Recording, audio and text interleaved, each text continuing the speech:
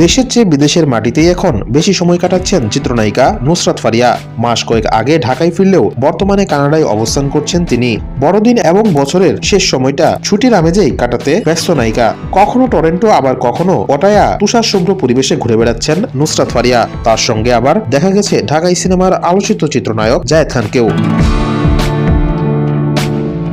এরই মধ্যে নায়িকার এক স্টাইলিশ লুক নজর কেড়েছে তার ভক্তদের।